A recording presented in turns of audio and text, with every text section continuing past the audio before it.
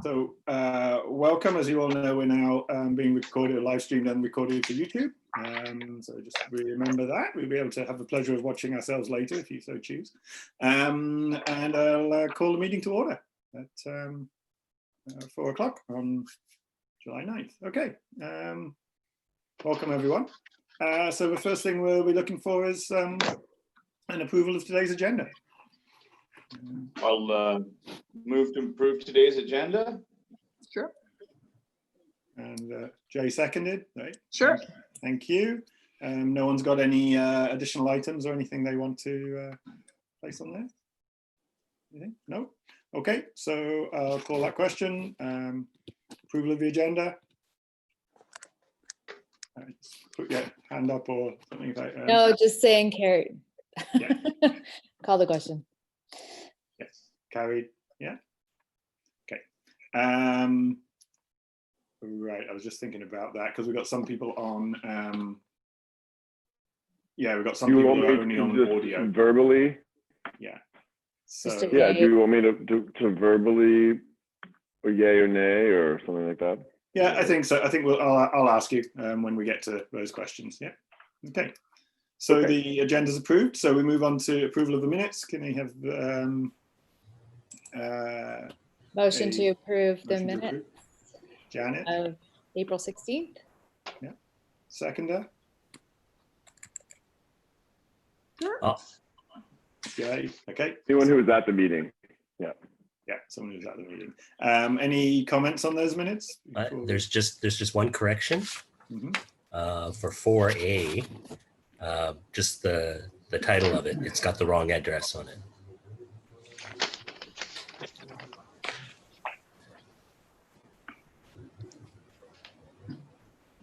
So 4A should read as 4708 Cumberland Road instead of 281 Windermere.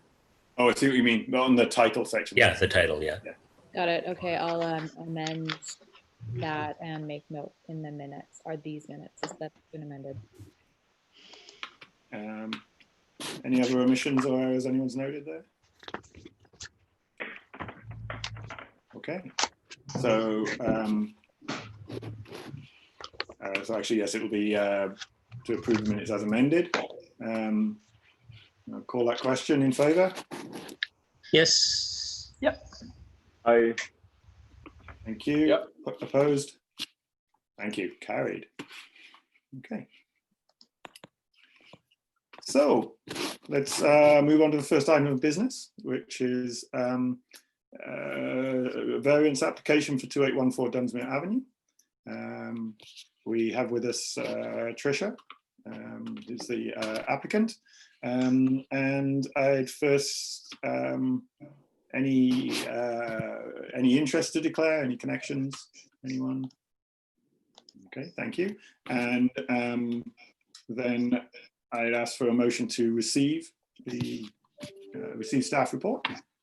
I'll move the report.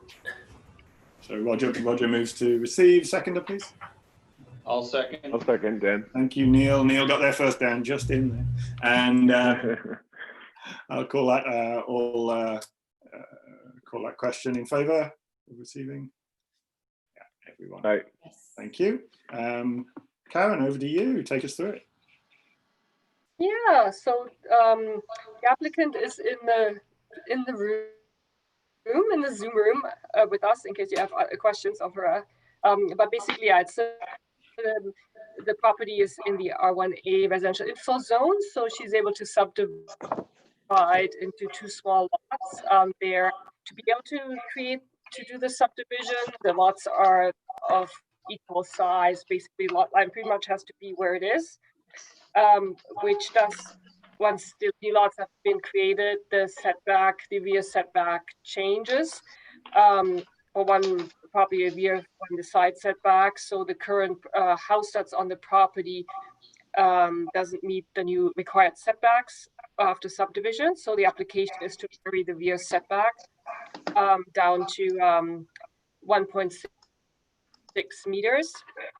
And from 4.5 meters. The applicant is also taking off the deck to help reduce to help provide a setback to the back of the property. And I should note that the DP application, the actual variance permit that's attached, which would be filed with land titles if approved by council, indicates the rear setback to be varied down to 2.6 meters. So that's a mistake. So that we'll correct that to 1.6 meters. Yeah, so that's really it. If you have questions for myself or the applicant. Yeah, Stan here. Sorry, I'm just curious. The setback, we're considering the rear on 3rd, right? I'm sorry, the rear on, The rear of the lot, the rear setback that was in question, that is the lot line closest to 3rd, or is that the lot line closest to the lane? It's Close to fifth, done. isn't it? sixth. Sixth? I mean 6th. Sorry. Yeah, I'm on the other side of the street. Yeah, 6th. It's Yeah, the, so the address is on Dunsmuir. So the rear of the lot would then be between Dunsmuir and. I'm just trying to Yes. figure out what orientation is. you're correct. Can you see the plan on page 12 of this pack? Do you see that maybe I plan? missed the plan.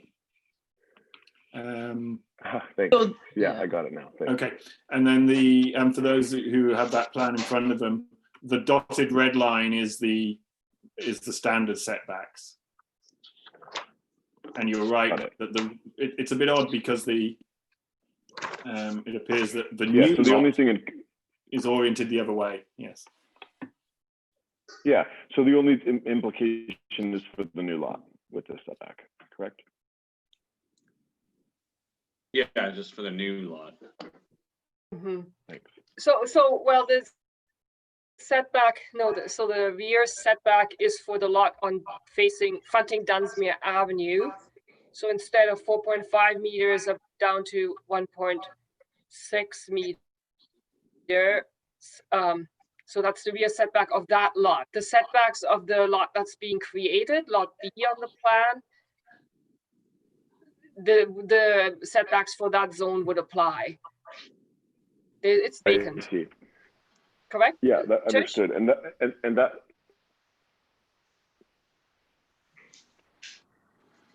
Go ahead, Dan. we lost him. oh, sorry. No, I'm here. I thought she asked a question of Trish. The new lot then is on 6th Street, right? So, Correct. correct. Okay. I guess I just had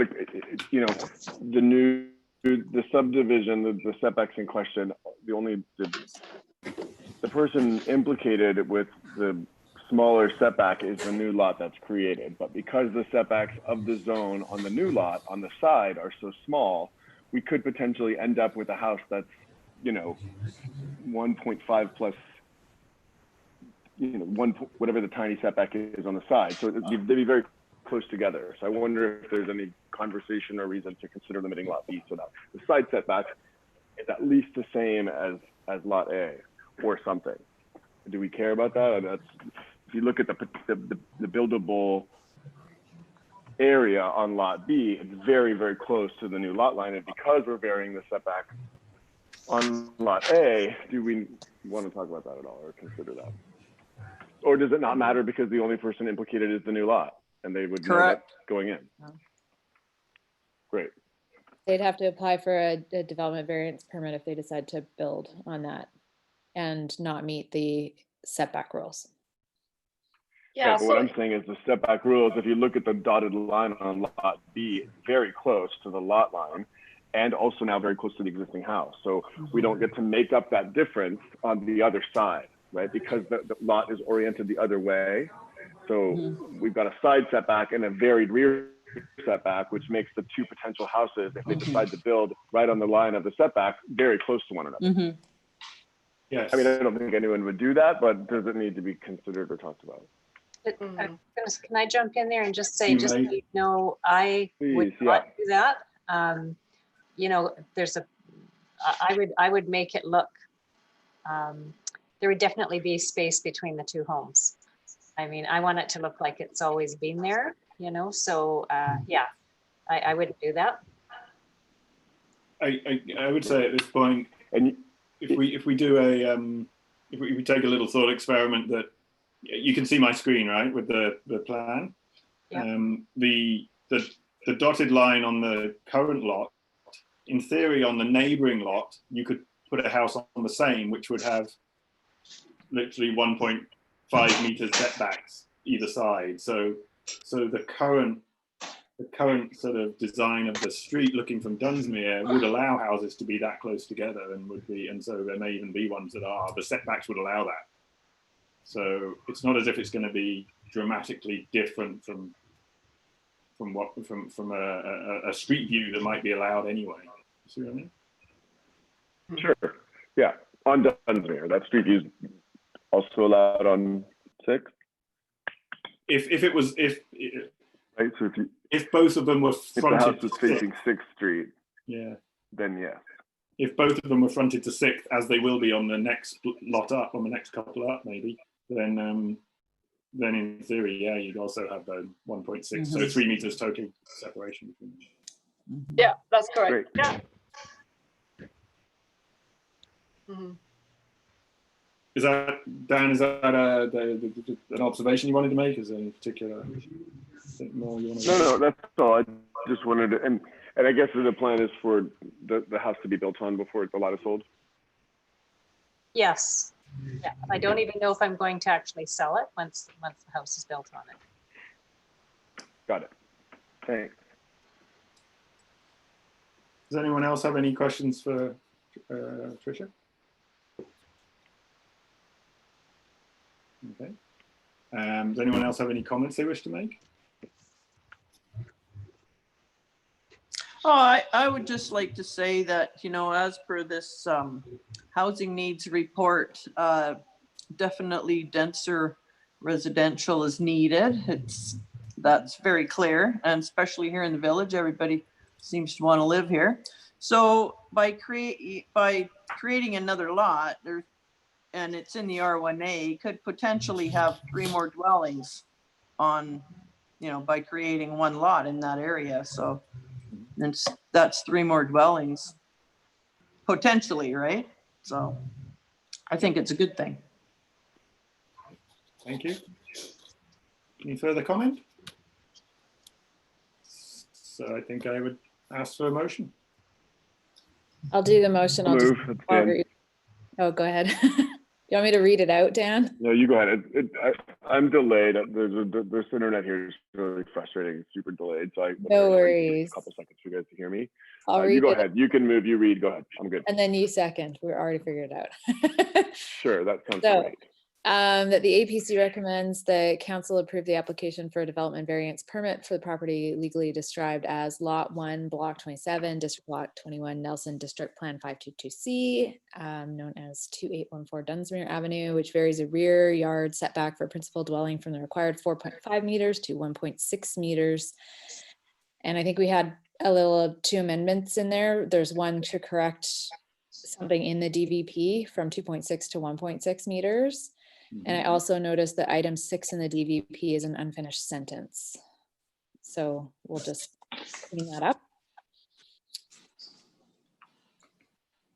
Does that work? That's my motion. I think so. Second. I'll second. Thank you, Jay. Any further comment? All right. And I'll call that question. In favor? Yeah, Dan, you. I'm just trying to react there. Opposed? See that? See nothing. Karen? Yeah, actually, I'm trying to find the meeting again. Hold on 1 second. I went into the housing needs report and I have a lot of windows open. I'll have to find you one moment. Let us know when, Karen. We can see you. Yeah, that's good. At least I didn't disappear, so it must still be there. Yeah, strange. Okay, hold on. Okay. Well, we'll carry on. You keep Anyways, I got you now. Sorry, I got you. So the housing needs report. Well, so yeah. So just before we move on, then, so you caught those two amendments or to the DVP, yes? The two joints Yeah. on the okay. Yeah. Okay. All right. So let's. So thank you, Tricia. Thank you. You are free to hang around if you really want, or head off as you please. Yeah. Thank you very much. Right. Okay. So on to our next agenda item. So next agenda item is the Cumberland Regional Housing Needs Report. And can I have a motion to receive? I'll move receipt of the report. Thanks, Roger. Second? Yeah. Sorry, who did I see there? Seconder, please. Thanks, Janet. I'll Okay. second. And I'll call that question. To approve. Yep. Okay, carried. Good. So let's over to you, Karen. I think we have one more to receive. There's two things to receive on there. Sorry, let me just get to that window because it was 1 second. I can read that out if you'd like. Yeah. I see, and to receive the data as well, the report data results. Well, let's handle that now, and then we receive both of them, and then we can have an off discussion. So I believe a motion is, or can I have a motion, please? Well, the motion, well, I guess I should have read it. It actually said Cumberland and Regional Housing Needs Reports, plural, is the referral from council. So I think it probably actually was both. Yes. When the staff That's okay, report though splits it into two different things. I think Regardless, reports. I'm happy that all we're doing is receiving the reports. I'm happy that if we said reports, I think that covers and Okay. that we can move on. So it's Karen? Okay. Well, so you're receiving a final report from through council on the housing needs study that was conducted by a consulting team for the Comox Valley Regional District, and Cumberland was part of that study. So it's a bit of a whack of a package. I don't know if you had a chance to look through all of it, but there were to be public. There's still going to be some public information meetings. The consultants held some public stakeholder meetings and with different housing providers and housing groups in the Comox Valley. So the report is partially based on that, but then also a whole bunch of data crunching from Statistic Canada, CMHC, and all that. So the report that you see for now at this point is final, but there's still to be a public information meeting. I have not heard yet what the date is, and this is really to get the information out about the report and the data and the things that it found for the Comox Valley. So once I know, I will let everybody know. But if you have any questions, I think the follow-up for the village in the short term is to follow up on a report that I wrote last year on vacation rental regulations. We had that put that on hold pending the completion of the housing need report for the village. So that's a follow-up item. And then the housing need report will inform the official community plan, which we're hoping to be able to start on next year. So all the housing information is going to be useful for that planning process. All right. Well, thank you. I mean, I note, I think, if I'm correct, that what we're being asked to do here is merely to receive the report. In other words, to take it in as information and potentially use it as guidance or as information as we're decision making in the future. We're not being asked to feedback anything in particular because the report is final, right? Is that correct? But I think it's an important report, and I would like us to have an opportunity to discuss it amongst ourselves, and that's what this time is. As I say, I don't believe there's any specific outcome or motions or anything that we're being asked to do here. So I open this to observations, questions, and discussion. So if anyone has anything they'd like to say in relation to the report or ask about. You can certainly tell that Cumberland has taken off, you know, and that gotten busy, and everybody, you know, shortage of rentals in Cumberland for sure, and prices going up and up over the last, I guess it's leveled out a bit, but that's what I kind of gathered about it anyways, was like, wow, Cumberland got the lowest median age in the valley, and you know, it's hard for people to afford places. Yeah.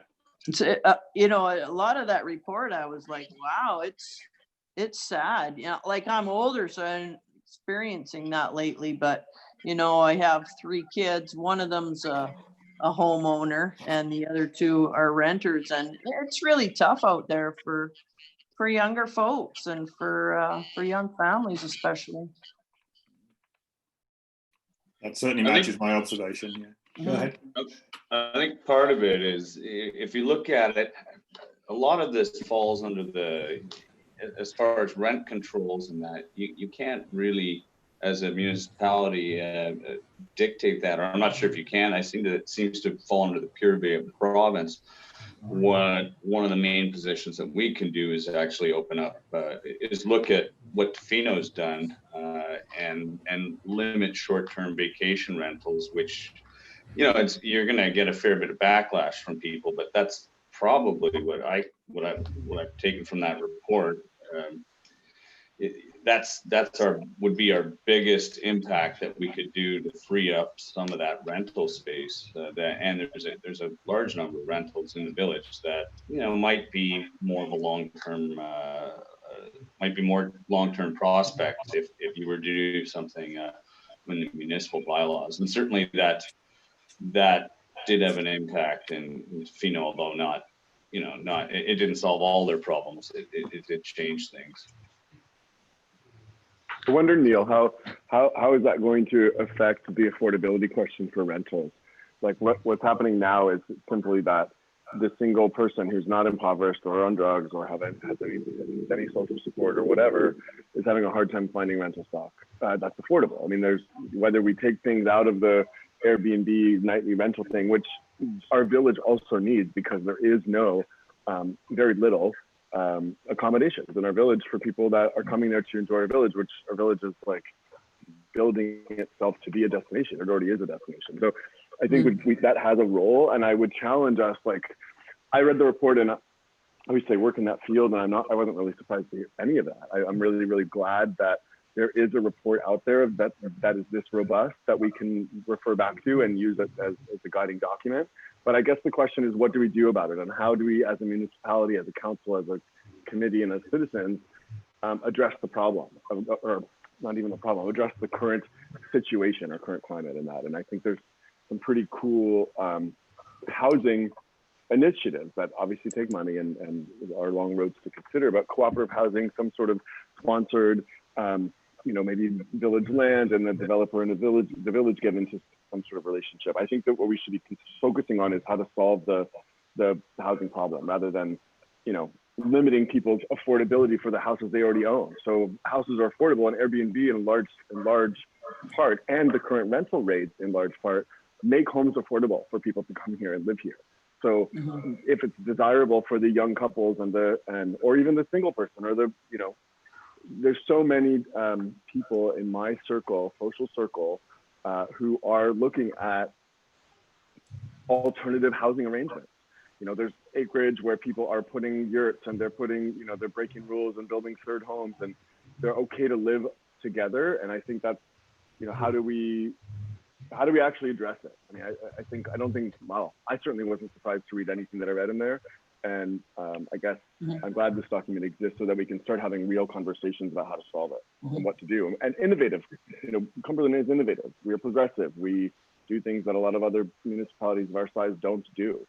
So I would challenge us as a committee and council as well to look at ways to tackle things. Look at a way to tackle this problem, this housing problem. That's not, maybe not as simple as adding a bylaw or changing a bylaw or increasing fees or doing anything that municipalities normally do. I think we need to spearhead something that's new and innovative. And I wish that I had the solution. I don't. I think cooperative housing is something to really look into. I think there's a role for the village, I believe, in that format. Anyways, that's kind of all I had to say about that. I echo those thoughts as well, Dan, and I think it's not a one size fits all solution.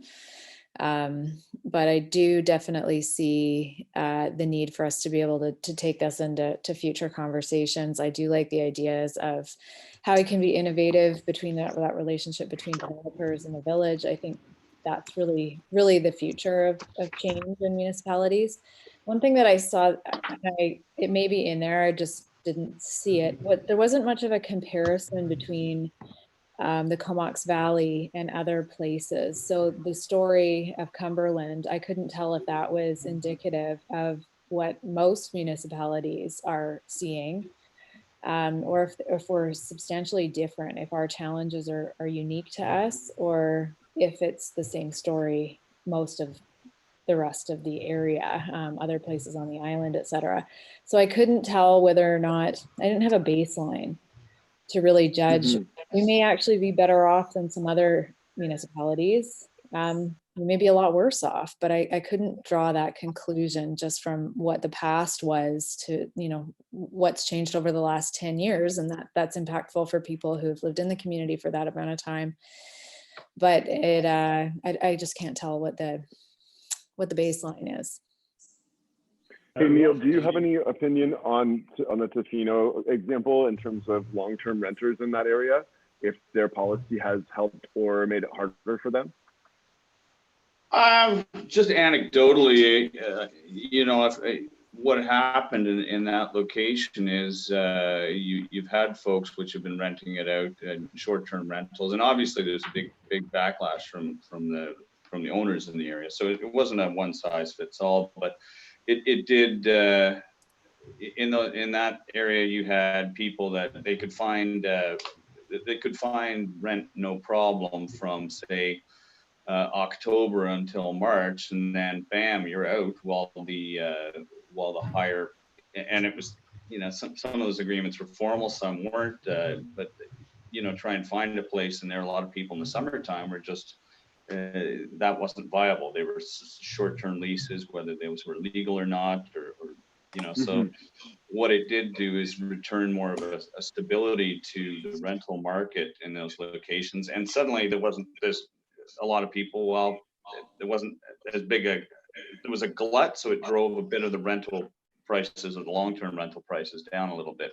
And again, I don't have any data on that. That's just anecdotally from the surf bums I know around the area. So thank you, Neil. Which I think, and I think that's the information that I have too is anecdotally from my my people here in this village, and that's actually valuable. I think it's important to look at that. And then also Tofino is much more of a destination town than we are, right? So I think that likely had better, the limiting of that likely had more positive results because they are so skewed in the peak season for that type of rental. Sorry to interrupt you, Nick. No, that's fine. No,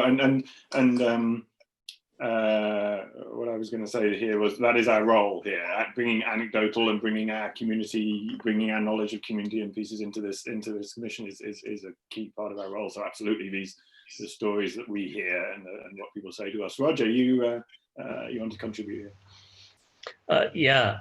So I just wanted to make sure that folks were aware of how the housing needs assessments came about. It is required by the provincial government and the information being collected was actually prescribed by the province. So I participated in 2 stakeholder meetings, and from the homeless and affordable housing organizations. And it's a big shortcoming that we've identified is that basically the prescribed information that the province has said is basically its data. So that's good, but the province wasn't prescribing through the housing needs assessment solution. So that's going to be left up to local governments to take the information that is being provided and to come up with the solutions now that the information is there, because that's what was lacking in a lot of areas. I guess in Cumberland, we did have some information because we did our own housing assessment a few years ago. So this information will be interesting in the OCP process next year, is to compare the information from a few years ago to this latest housing needs assessment to see if there was actually any significant changes. From the stakeholder groups that I participated in, there weren't any surprises. It was basically all this data is confirming what we are experiencing.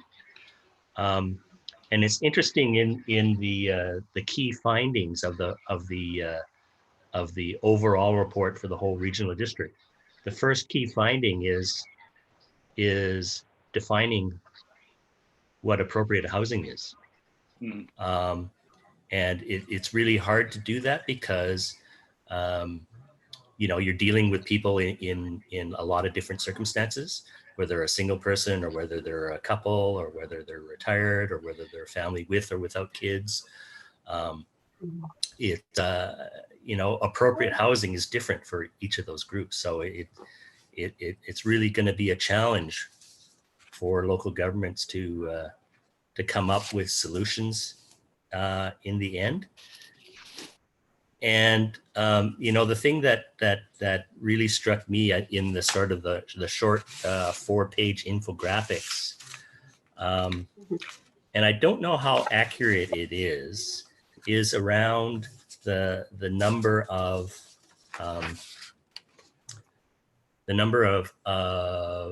subsidies that are in the village, because I think that number is a little bit low. Because Union Square and Centennial Square, as far as I know, all those units are subsidized. So that's more than whatever the number says here. 21. Yeah. So, and I think that, I know through work that the data is not very accurate.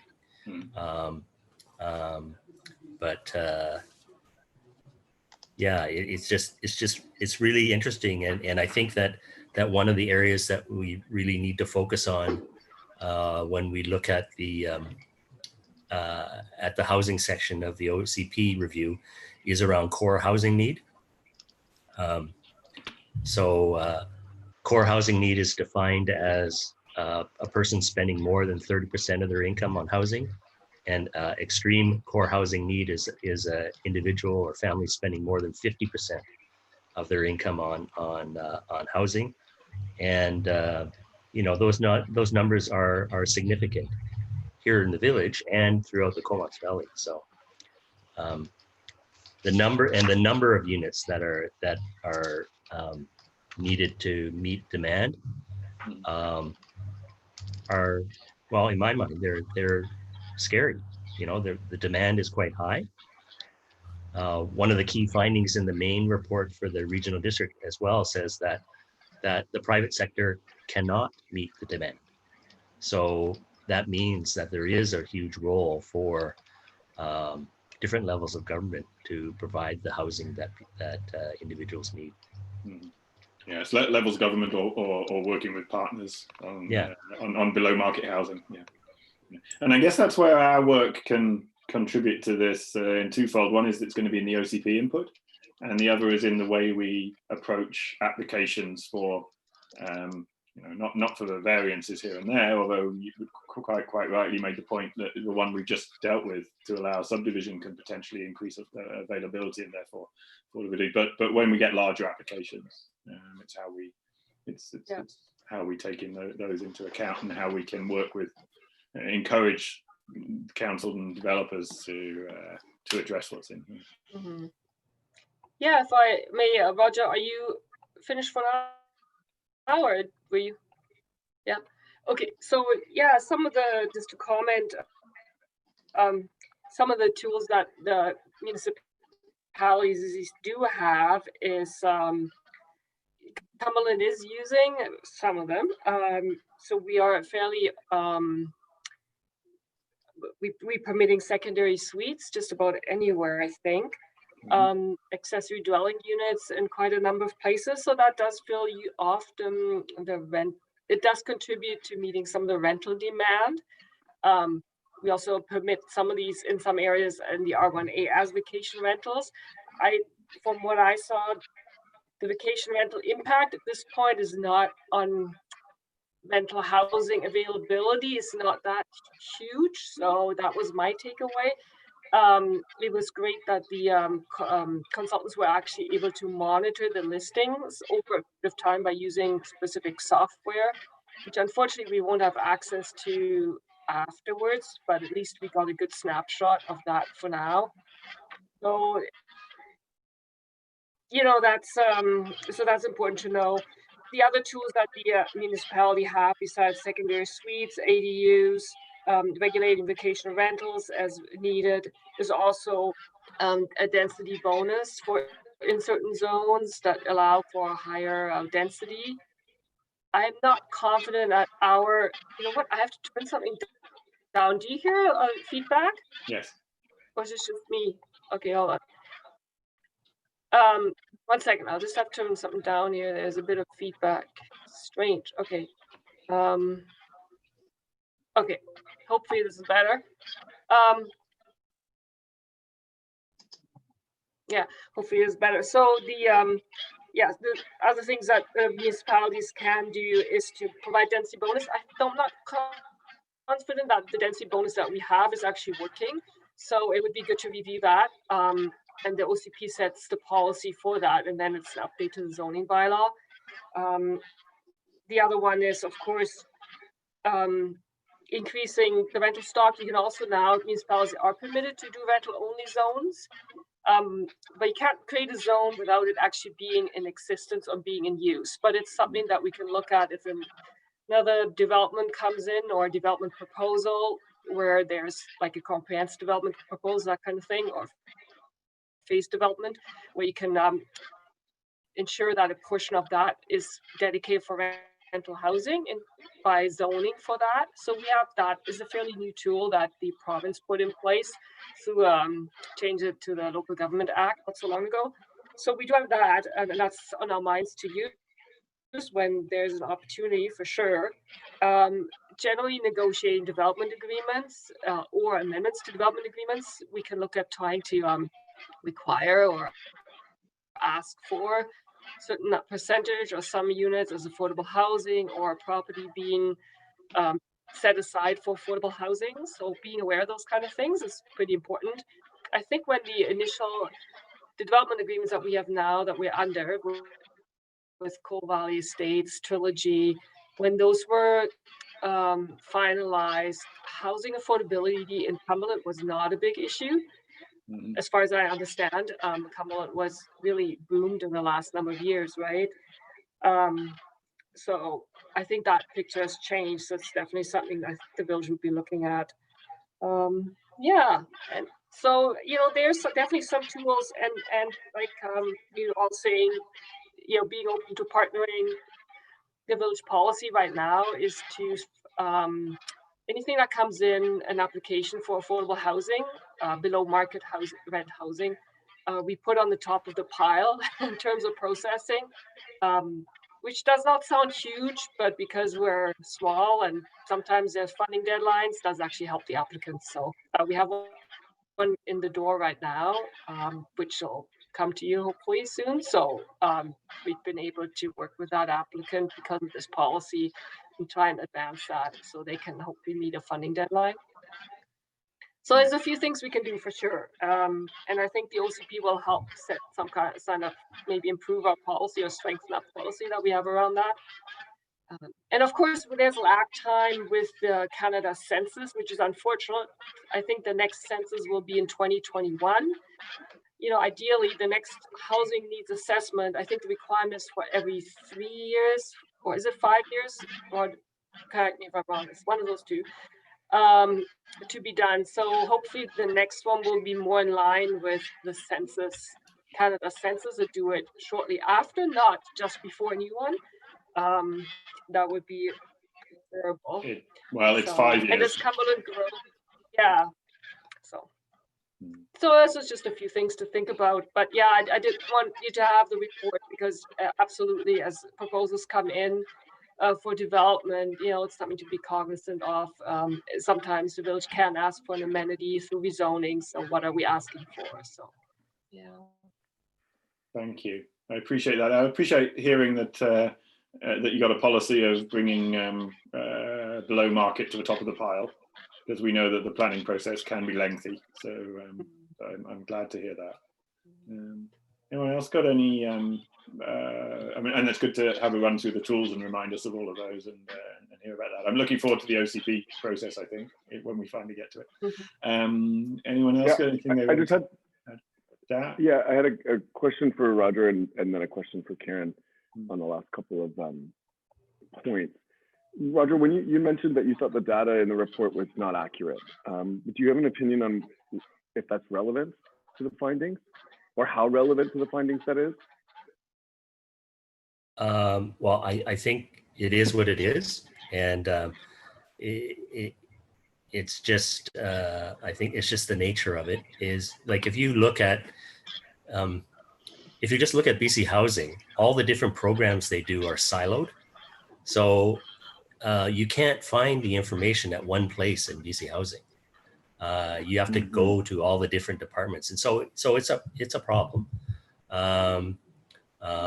You know, maybe they'll come into the 21st century soon, but you know, a lot of that stuff is old kinds of systems that haven't caught up. So so that was one of the reasons why the province is mandating local governments now to do these housing needs assessments, is to try and gather that data and have it available.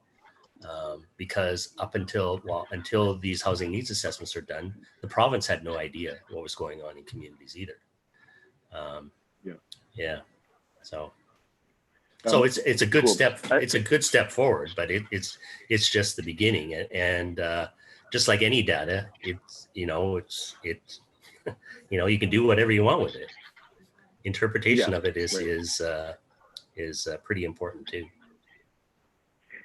I'm not sure if you. Yeah, go ahead. Nope, go ahead. Sorry, Nick.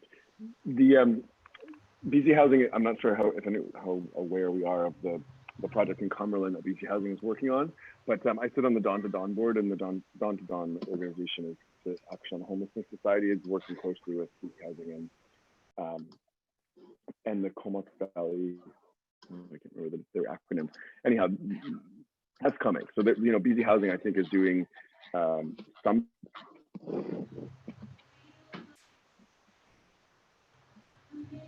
We are going to get, I guess, another number of units in that rental stock, which is a good segue into my other point about Karen mentioning all the tools available to us as a municipality.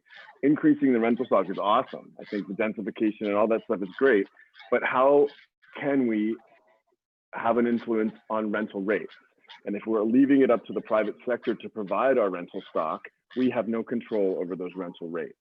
And that is what is impacting people. Sure, people will wait. People will wait for 6 months to find a place that they want to live in. They'll live in a weird, shared accommodation or in a crappy basement suite or in a number of different formats to wait for stock to come available. But when that stock comes available and it's well beyond their means to pay for it, I think that is more of the question. Like, we have lots of options. We could do a rental zone. We could do densification on lots. We could do all these other things to create more stock.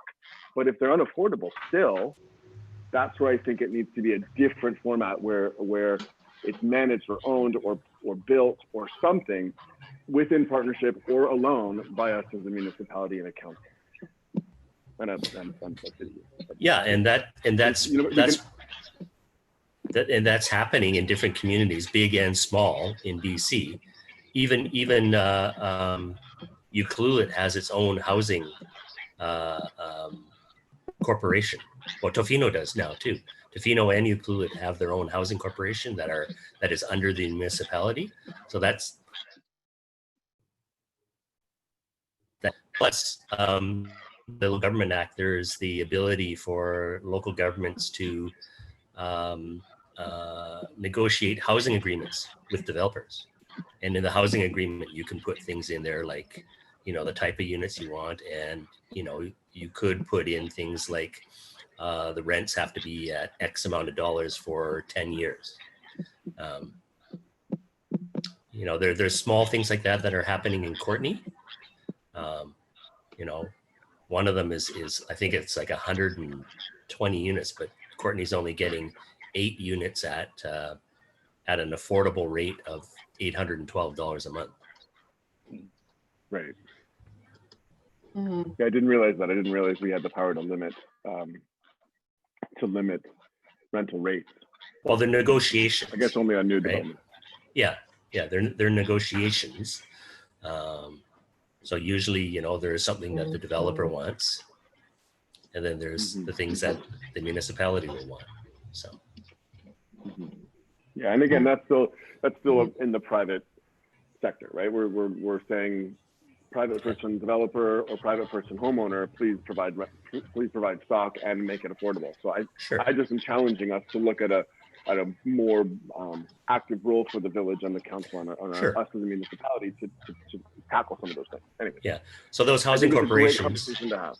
Yeah. So the housing corporations in Tofino and Ucluelet, they own and they operate housing, and they're developing And that's housing kind of too. what I'm talking about. Yeah. And these are, That I kind of understand, concept, Roger, these are topics on the Homelessness and Affordability Committee, right? These are a lot of that's the place where is there a lot of discussion happening there on these. Yeah, through the Coalition to End Homelessness, locally, those discussions are going on, and I think that there's going to be a review at the regional district too on the homeless services service, as to whether it needs to do more than just collect the taxation and come up with $180,000 a year that it can contribute to affordable housing developments. There might be a bigger role for any local government. Yeah. So what I'm hearing is discussion that. Oh, sorry, Karen. What I'm hearing is discussion around it's a problem, and we recognise that this data supports it. Around encouragement for the existing processes within the village, the community, the affordability and the housing commission, and the partners around the village and staff to use as many tools as possible to address this, and then for us as a commission to hold this high in mind as we see applications coming across where there's any opportunity to recommend or suggest actions that can address some of these issues. Yeah. Is that fair? Karen, Yeah, and it is really a regional issue, not just a Cumberland issue. Obviously, we're all part of this region. And I think what Roger's suggesting, like a housing corporation, for example, maybe needed more at could work at the regional level rather than having each individual municipality. My brainstorming like that is, right? I can't say what will happen, of course, but the housing needs report was quite a good collaboration between the municipalities and the regional district. There's also already a housing service at the regional district, so it may just be that the longer term goal of a housing corporation like Whistler has, Tofino, Ucluelet. It also can happen at the regional level, and some regions does happen at the regional level. So given the how close we're all together and how interlinked our markets are, that may be something that will be explored. We'll leave that to, Yeah, and we'll leave that to the politicians. leave that to politicians you know, to do. Yeah. Yeah, so the solutions are regional as well as local, I think. There's a mix. Yeah. And when Roger's talking about the housing agreements, so one of the ways that we can enter the housing agreements is when development proposals come in. If we grant additional density, that's then usually in return, we get a housing agreement for a number of units to be below market rent, for example. Yes. So that's one of that is a tool. So certainly, as we see Yeah. things like Cold Valley and Trilogy coming forward, those may well be places where we see aspects of this. There's I thought maybe there's one thing we were trying to do with the trust in VIU and Nanaimo is sort of relates to this.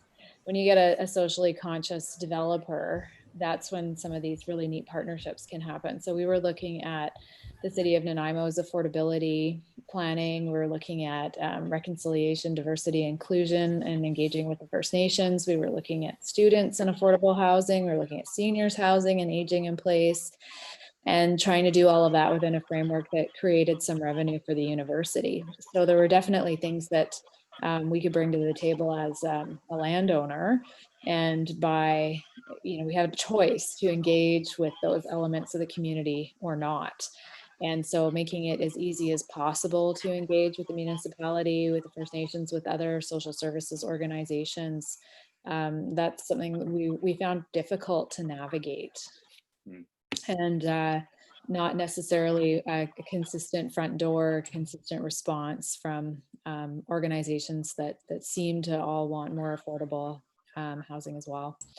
So I think there's some broader community building type things that can be done, but it's certainly not the municipality itself that's going to be able to move the dial on a lot of these things, unless it really comes forward and steps up with something like a housing commission. But really interesting. Thank you. Neil, do you have anything you wish to add to this one?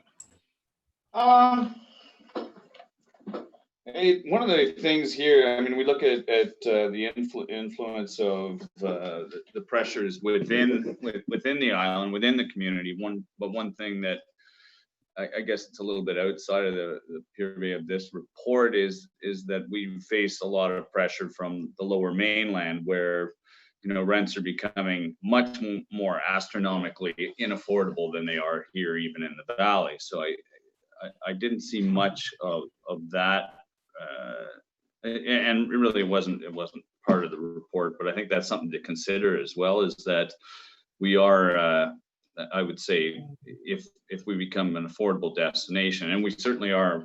I think part of Cumberland's housing boom has been driven by the Lower Mainland, and so that's something we have to consider as well in this.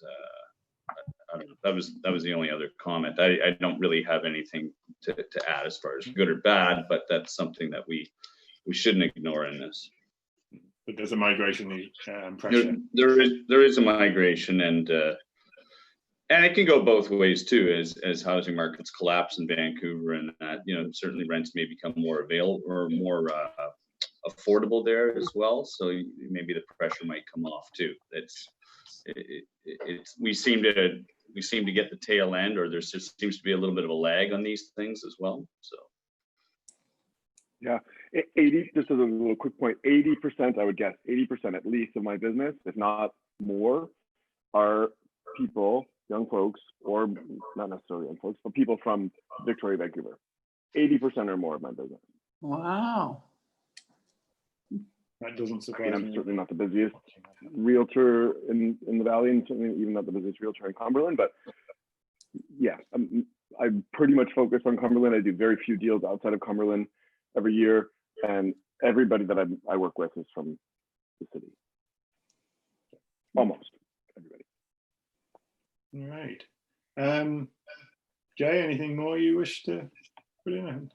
Not really. One thing that I've often thought for quite a while is that I kind of wish Courtney and Comox would get more on board with making it easier for people to put suites in their existing homes. you know, just would help people purchasing, that they can supplement their mortgage with a suite and, you know, make a small suite available for students or whoever, you know. That's an interesting question, Karen. I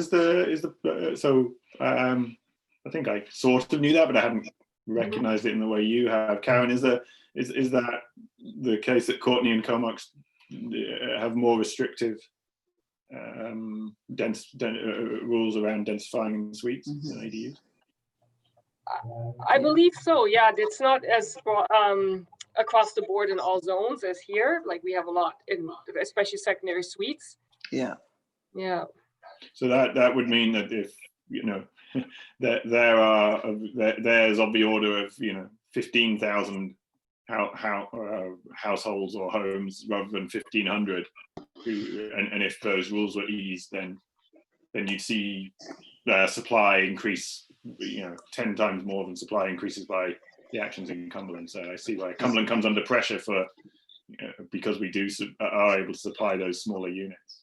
Yeah, and both of those local governments are looking at it, and Comox made a small change about 2 years ago to allow ADUs, and Courtenay has been talking about changing their process for secondary suites, because right now their process is a rezoning application. Yeah, so that's huge. Yeah. That's expensive. Yeah, and you know, just to follow up on the comments about, you know, 80% of my business is from other places. Just within my circle and my social circles, if there were in certain areas of Courtenay, if there were rental stock, I believe that people would take that as a secondary acceptable option. They'd rather live in Cumberland, they'd rather live in the village, they'd rather be in the hot spot. However, if there were more stock available there, perhaps it would be a little bit cheaper because it's not in the hot zone of Cumberland.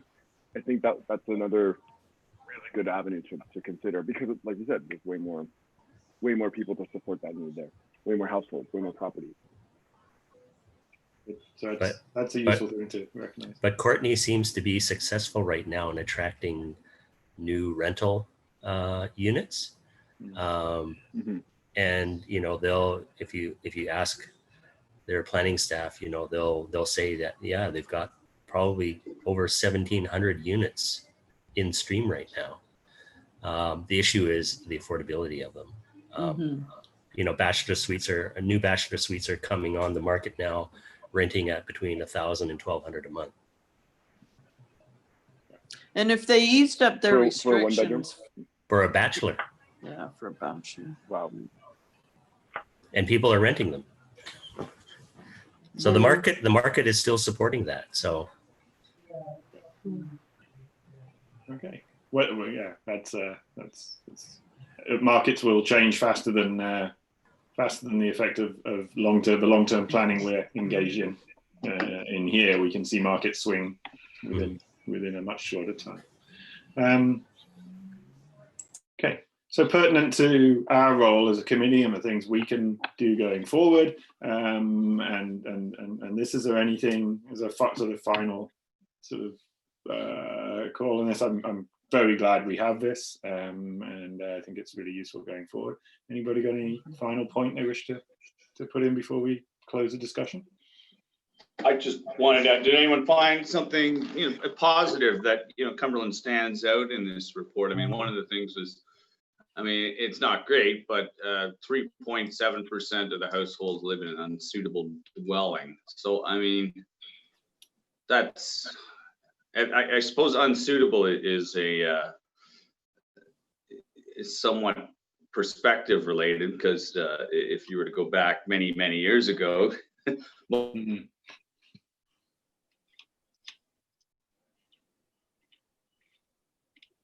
So yes, if you could to go back many years ago, that number may have been significantly higher. Is that your point? He's frozen. He's frozen. Yeah, I think that was his point. oh, there we're back. Did that go through or no? I think we took your point. I like that. That's a nice question. Did we take some positives from this? And that I think your point was that overall housing quality, the number of truly decrepit accommodations is well, anecdotally would seem to be significantly less than it would have been 20 years ago. Your point?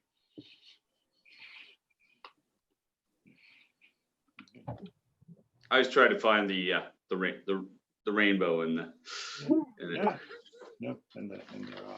And I think the other piece is that, as Roger acknowledged, we now have data. It might not be perfect, but without it, it's so much better than nothing. And that's I think that's to be applauded. That, and I like the point that if this data set is mandated, then that answers Janet's question of do we have benchmarks? Well, in theory, then we must assume there's an aggregate that we can go somewhere else and get the same data from anywhere. Mhm. Maybe not exactly the same timeline, but. Yeah.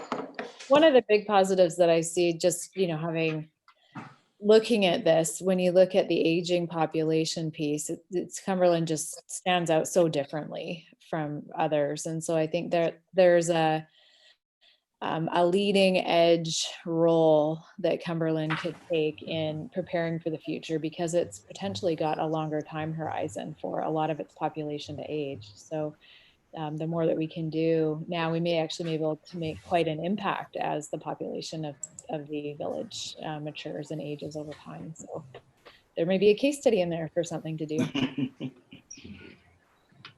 All right. Well, that's also an added challenge to the village, in that our demand, or our needs and demands are quite different than our neighboring communities. Mhm. And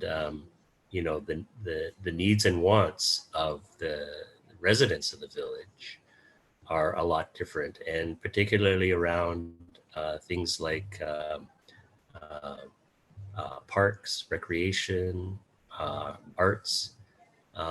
There's probably more of a demand because of the younger population. Younger. So, and then not to even start to talk about the need for expansion for schools, Yes, because of all the childcare. kids. Yeah. Okay. Well, I think there's been a lot of really good points come out of this, and I think plenty of offline discussion we can have with our friends and neighbours and community as a result of the knowledge we've got here. Can sort of, I'm with all of you on, I want to have the conversations that encourage us to address these problems and encourage below market and affordable housing options. So thanks for your time today. I think that closes this part of that, and I think that leaves us on the simply with adjournment. Oh, sorry, no other new business. Next regular meeting should be August the 13th. I just wanted to ask Karen, there was some umming and ahhing about whether we could be Zoom this time, and you sort of said, oh, looks like we can for this one. Can you just fill me in on that? I'm as you saw, I'm very, very keen that this is that we can do a blended meeting of in chambers with multiple remote participants. So have you got any, is there any specific policy that is affecting that, or is it just a case of technology? When I thought we needed to meet in person, that was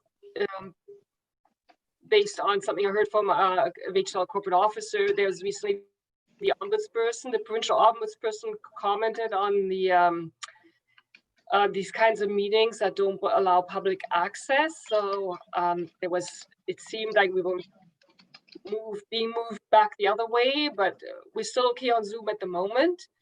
And I'd like to still take you up on your offer if you have time, but maybe I'll also actually invite Rachel to that, because she's trying to wrap her head around public hearings, how we can have that in the fall, when maybe we have to be a little bit more cautious again. So anyway, I'm definitely open to having people phone in or Zoom in. Right now, I believe our policy actually says just one person at a time.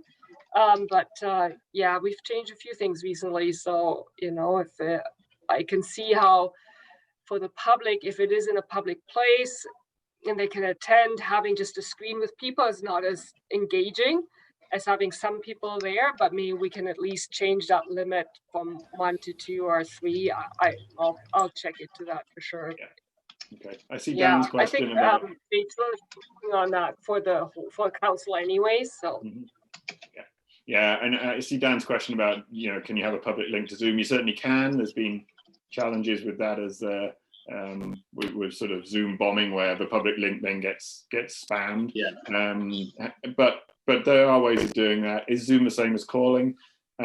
What I would really like us to be able to do, I think my ideal would be that the council chambers are the public aspect, and that we can blend to have as many of you as wish to be projected on the screen, and a screen for the rest of the committee, so we can have a 2-screen arrangement or something, and we can effectively have this meeting with some people in person. I would try and be there in person whenever I could, but as many of you as want to can do this by Zoom, and it becomes as seamless as possible, and it is an acceptable experience from the gallery as well, right?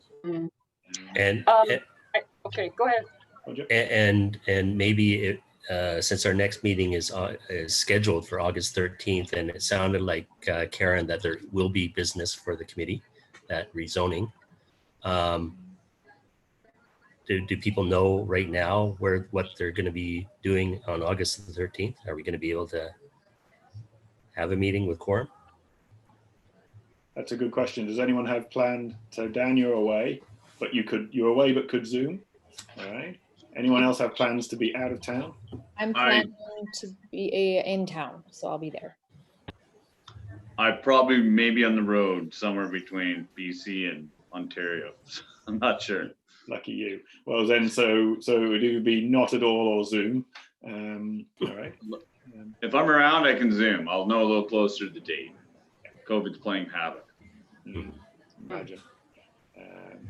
Okay. Yeah, So I would, if we can try, I would love to aim to make next one a blended meeting, and for Karen, you and I to try the technology in between. Yeah. I just want to push this forward, and because I think in the future it removes one more barrier for good people to serve on this commission. If you can do it, by dialing in after work before you commute home, if you work away, then it really opens the door to anybody. Yeah, the reality is there's so many different work arrangements now, with people working in different places or traveling for work. It's sure would make it easier for sure. Well, yeah, we'll connect and can discuss. I do actually have a question for you, and thanks, Roger, for reminding me about August 13th. So A, we have a meeting, but B, the rezoning and development permit, most likely, and potential variance for affordable housing project are not going to council until August 10th, because there's the July 27th one right now as a committee of the whole.